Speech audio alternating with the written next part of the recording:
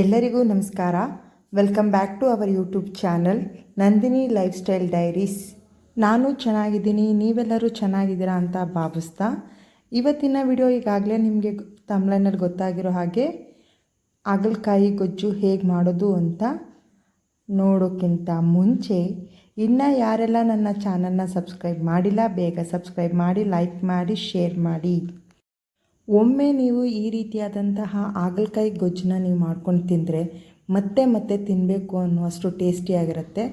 ಕಹಿ ನಮಗೆ ಬೇಡ ಅಂತ ಹೇಳೋರು ಸಹ ಈ ಗೊಜ್ಜು ಯಾವತ್ತು ಮಾಡ್ತೀರಾ ಅಂತ ಕೇಳೋ ಥರ ಇರುತ್ತೆ. ಬನ್ನಿ.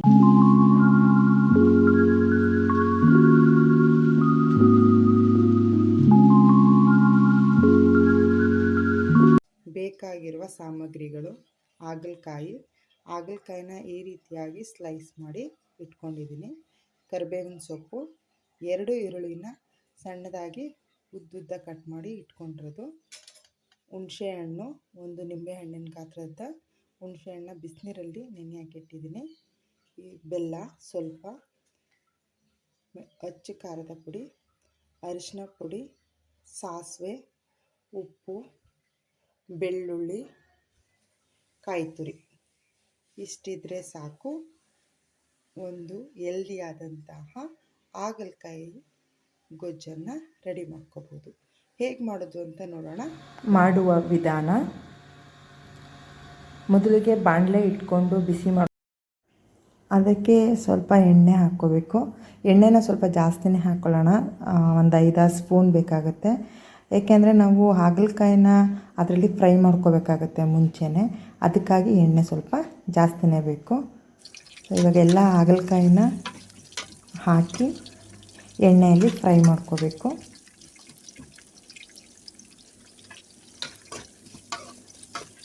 ಮಧ್ಯ ಮಧ್ಯೆ ಕೈ ಆಡಿಸ್ತಾ ಇರಬೇಕು, ಯಾಕೆಂದರೆ ಎಲ್ಲ ಸಹ ಒಂದೇ ಸಮಾನವಾಗಿ ಫ್ರೈ ಆದರೆ ಅದ್ರ ಟೇಸ್ಟೇ ಡಿಫ್ರೆಂಟಾಗಿ ಚೆನ್ನಾಗಿರುತ್ತೆ. ಸೊ ಎಣ್ಣೆ ಎಲ್ಲ ಬಿಡ್ತಾ ಇದೆ, ನೋಡ್ತಾ ಇದ್ದೀರಲ್ವ.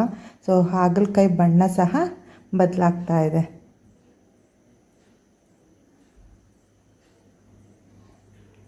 ಬೇಯಬೇಕಾದ್ರೇ ಸ್ಮೆಲ್ ಒಂಥರ ತುಂಬಾ ಚೆನ್ನಾಗಿ ಬರ್ತಾ ಇರುತ್ತೆ. ಸೊ ಇವಾಗ ಆಗಿದೆ.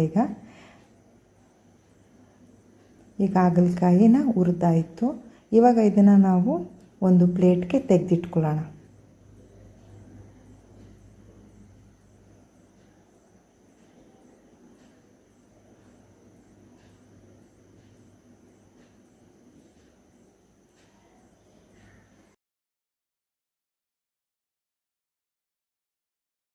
ತೆಗೆದಿಟ್ಕೊಂಡ್ಮೇಲೆ ಅದರಲ್ಲೇ ಇರುವಂತಹ ಎಣ್ಣೆಗೆ ಇವಾಗ ನಾವು ಅಲ್ಲಿಗೆ ಸಾಸಿವೆ ಹಾಕ್ಕೊಳ್ಳೋಣ. ಸಾಸಿವೆ ಸಿಡಿತಾ ಇದೆ. ಇವಾಗ ನಾವು ಜಜ್ಜಿಟ್ಕೊಂಡಿರುವಂತಹ ಬೆಳ್ಳುಳ್ಳಿ ಎಸಳುಗಳನ್ನ ಹಾಕ್ಕೊಳ್ಳೋಣ. ಸೊ ನಾನು 2-3 ಬೆಳ್ಳುಳ್ಳಿನ ಆ ಥರ ಜಜ್ಜಿ ಇಟ್ಕೊಂಡಿದ್ದೀನಿ. ಸೊ ಬೆಳ್ಳುಳ್ಳಿನೂ ಸಹ ಒಳ್ಳೆ ಟೇಸ್ಟ್ ಕೊಡುತ್ತೆ ಈ ಒಂದು ಹಾಗಲಕಾಯಿ ಗೊಜ್ಜಿಗೆ. ಅದನ್ನು ಸ್ವಲ್ಪ ಫ್ರೈ ಮಾಡಿಕೊಂಡು, ಈಗ ಬೆಳ್ಳುಳ್ಳಿನೂ ಸಹ ಚೆನ್ನಾಗಿ ಫ್ರೈ ಆಗಿದೆ. ಇವಾಗ ನಾವು ಇಲ್ಲಿಗೆ ಸಣ್ಣದಾಗಿ ಹಚ್ಕೊಂಡಿರುವಂತಹ ಈರುಳ್ಳಿಯನ್ನು ಸೇರಿಸ್ಕೊಳ್ಳೋಣ. ನೋಡ್ತಾ ಇದ್ದೀರಲ್ವ. ಸೊ ಉದ್ದಕ್ಕೆ ಹಚ್ಚಿರೋದು ಅದು ಸಹ ಚೆನ್ನಾಗಿ ಫ್ರೈ ಆಗಬೇಕು ಎಣ್ಣೆಯಲ್ಲಿ. ಸೊ ಬಣ್ಣ ಬದಲಾಗೋವರೆಗೂ ಸಹ ಹೀಗೆ ಫ್ರೈ ಮಾಡ್ಕೊಳ್ತಾ ಇರೋಣ. ಈಗ ಅದು ಫ್ರೈ ಆಗಿದೆ, ನೋಡ್ತಾ ಇದ್ದೀರಲ್ವ. ಈಗ ಅಲ್ಲಿಗೆ ಕರಿಬೇವಿನ ಸೊಪ್ಪನ್ನ ಹಾಕ್ಕೋಬೇಕು ಸ್ವಲ್ಪ. ಅದನ್ನು ಅಷ್ಟೇ, ಅದನ್ನು ಹಾಕಿದ್ರೇ ಅದರ ಟೇಸ್ಟೇ ಬೇರೆ ಥರ ಇರುತ್ತೆ. ಇದನ್ನು ಸ್ವಲ್ಪ ಫ್ರೈ ಮಾಡ್ಕೊಂಡ್ಮೇಲೆ ಆಗಲೇ ನಾವು ಎಣ್ಣೆಲಿ ಫ್ರೈ ಮಾಡಿ ತೆಗೆದಂತಹ ಹಾಗಲಕಾಯಿನೂ ಸಹ ನಾವು ಇದರ ಜೊತೆಗೇ ಸೇರಿಸ್ಕೊಂಡು ಮತ್ತೊಮ್ಮೆ ಕೈ ಆಡಿಸ್ಬೇಕು. ಸೊ ಅದನ್ನ ಚೆನ್ನಾಗಿ ಮಿಕ್ಸ್ ಮಾಡಬೇಕು. ಈರುಳ್ಳಿ ಜೊತೆಗೆ ಅದು ಹೊಂದ್ಕೊಳ್ಳೋ ಥರನೇ ನಾವು ಚೆನ್ನಾಗಿ ಮಿಕ್ಸ್ ಮಾಡ್ಕೋಬೇಕು. ಚೆನ್ನಾಗಿ ಮಿಕ್ಸ್ ಆಗಿದೆ. ಇವಾಗ ಮಿಕ್ಸ್ ಆಗಿರುವಂತಹ ಹಾಗಲಕಾಯಿಗೆ ಇವಾಗ ನಾವು ರುಚಿಗೆ ತಕ್ಕಷ್ಟು ಉಪ್ಪನ್ನ ಸೇರಿಸ್ಕೋಬೇಕು. ಸ್ವಲ್ಪ ಅರಿಶಿನ ಪುಡಿ ಸೇರಿಸ್ಕೊಂಡು ಅದನ್ನು ಒಂದು ಸರ್ತಿ ಮಿಕ್ಸ್ ಮಾಡ್ಕೊಳ್ಳೋಣ. ಸೊ ಅದು ಚೆನ್ನಾಗಿ ನಾವು ಎಷ್ಟು ಮಿಕ್ಸ್ ಮಾಡ್ತೀವಿ ಅಷ್ಟು ಚೆನ್ನಾಗಿರುತ್ತೆ. ಸೊ ಅದಾದಮೇಲೆ ಇವಾಗ ನಾವು ಹುಣಸೆ ಹಣ್ಣಿನ ರಸನ ಸೇರಿಸ್ಕೊತಾ ಇದ್ದೀವಿ. ಸೇರಿಸ್ಕೊಂಡು ಅದನ್ನೂ ಸಹ ಚೆನ್ನಾಗಿ ಕೈ ಆಡಿಸ್ಕೊಂಡು ಅದು ಹುಳಿಯಲ್ಲಿ ಸ್ವಲ್ಪ ಬೇಯಬೇಕು, ಏಕೆಂದರೆ ಅದು ಕಹಿ ಇರೋದ್ರಿಂದ ಕಹಿನ ಅದು ಎಳ್ಕೊಳ್ಳುತ್ತೆ ಹುಳಿ. ಹಾಗಾಗಿ ಅದನ್ನು ಸೇರಿಸ್ಕೊಂಡು ಒಂದು ಸ್ವಲ್ಪ ತಟ್ಟೆ ಮುಚ್ಚಿ 1-2 ನಿಮಿಷ ಬೇಯಿಸ್ಕೊಳ್ಳೋಣ. ಈಗ ಅದು ಬೆಂದಿದೆ. ಈಗ ಅದನ್ನು ನಿಮ್ಗೆ ಹೇಗೆ ಗೊತ್ತಾಗುತ್ತೆ ಅಂತಂದರೆ, ಯಾವುದಾದ್ರು ಒಂದು ಹಾಗಲಕಾಯಿ ಮೇಲೆ ನಾವು ಸ್ಪೂನ್ ಇಟ್ಟು ಒಂದು ಸ್ವಲ್ಪ ಪ್ರೆಸ್ ಮಾಡಿದ್ರೆ ಗೊತ್ತಾಗುತ್ತೆ ಅದು ಬೆಂದಿದೆಯಾ ಇಲ್ವಾ ಅಂತೇಳಿ. ಸೊ ಈಗ ಅದು ಆಗಿದೆ. ಈ ಸಮಯದಲ್ಲಿ ನಾವು ಖಾರದ ಪುಡಿನ ಸೇರಿಸ್ಕೊಂಡು ಅದನ್ನು ಸಹ ಕೈ ಆಡಿಸ್ಕೋಬೇಕು. ನೋಡ್ತಾ ಇದ್ದೀರಲ್ವಾ, ಸೊ ತಳ ಎಲ್ಲ ಬಿಡ್ತಾ ಇದೆ. ಈಗ ಸ್ವಲ್ಪ ಬೆಲ್ಲ ಬೇಕಿದ್ದರೆ ಹಾಕ್ಕೋಬೋದು, ಇಲ್ಲ ಅಂತಂದರೆ ಅದನ್ನ ಸ್ಕಿಪ್ ಮಾಡ್ಬೋದು.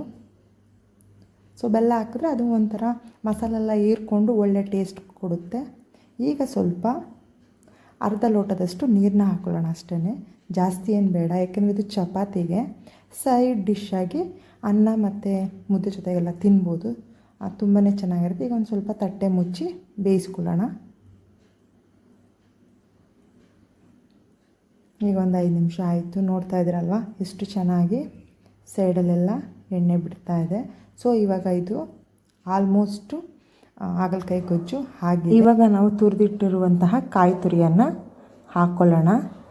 ಸೊ ಇದನ್ನು ನೀವು ಮಿಕ್ಸಿಯಲ್ಲಿ ಪೌಡ್ರ್ ಥರ ಮಾಡಿ ಹಾಕ್ಬೋದು, ಇಲ್ಲ ಅಂತಂದರೆ ಹೀಗೆ ತುರಿದು ಹಾಕಿದ್ರೂ ಅದು ಬಾಯಲ್ಲಿ ಸಿಗ್ತಾ ಇದ್ದರೆ ಅದ್ರದ್ದು ಟೇಸ್ಟು ಸಹ ಜಾಸ್ತಿ ಆಗ್ತಾ ಹೋಗುತ್ತೆ ಹಾಗಲಕಾಯಿ ಗೊಜ್ಜುದು. ಸೊ ಈಗ ಆಲ್ಮೋಸ್ಟ್ ಡನ್. ಇವಾಗ ನಾವು ಮೇಲ್ಗಡೆ ಸ್ವಲ್ಪ ಕೊತ್ತಂಬರಿ ಸೊಪ್ಪನ್ನು ಸಹ ಸೇರಿಸ್ಕೊಳ್ಳೋಣ. ಅದನ್ನು ಸಹ ಸ್ವಲ್ಪ ಮಿಕ್ಸ್ ಮಾಡಿಕೊಂಡು ಇವಾಗ ಹಾಗಲಕಾಯಿ ಗೊಜ್ಜು ರೆಡಿಯಾಗಿದೆ. ನೋಡ್ತಾ ಇದ್ದೀರಲ್ವ ಎಷ್ಟು ಚೆನ್ನಾಗಾಗಿದೆ ಅಂತಂದರೆ, ಸೊ ಅದರ ಪರಿಮಳನೂ ಸಹ ಚೆನ್ನಾಗಿ ಬರ್ತಾಯಿದೆ. ಈ ಒಂದು ಗೊಜ್ಜನ್ನು ಚಪಾತಿ, ಪೂರಿ, ರೊಟ್ಟಿ ಜೊತೆಗೆ ಒಳ್ಳೆ ಕಾಂಬಿನೇಷನ್ ಅಂತಲೇ ಹೇಳ್ಬೋದು. ನಾವು ಅನ್ನ ಮತ್ತು ಮುದ್ದೆಗೆ ನಾವು ಇದನ್ನು ಸೈಡ್ ಡಿಶ್ಶಾಗಿಯೂ ಸಹ ತಿನ್ಬೋದು, ತುಂಬಾ ಚೆನ್ನಾಗಿರುತ್ತೆ. ಈ ರೀತಿ ನೀವು ಒಮ್ಮೆ ಮಾಡ್ತೀನಿ ನೋಡಿ, ನೀವು ಮತ್ತೆ ಇದನ್ನು ಮಾಡ್ಕೊಂಡು ತಿಂತೀರಾ. ಸೊ ಈ ವಿಡಿಯೋ ನಿಮಗೆಲ್ಲರಿಗೂ ಇಷ್ಟ ಆಗಿದೆ ಅಂತ ಭಾವಿಸ್ತೀನಿ. ಸೊ ಯಾರು ಇನ್ನೂ ನನ್ನ ಚಾನಲ್ನ ಸಬ್ಸ್ಕ್ರೈಬ್ ಮಾಡದೆ ವಿಡಿಯೋನ ನೋಡ್ತಾ ಇದ್ದೀರಾ, ದಯವಿಟ್ಟು ನನ್ನ ಚಾನಲ್ನ ಸಬ್ಸ್ಕ್ರೈಬ್ ಮಾಡಿ, ಲೈಕ್ ಮಾಡಿ, ಶೇರ್ ಮಾಡಿ, ಕಮೆಂಟ್ ಮಾಡಿ. ಧನ್ಯವಾದಗಳು.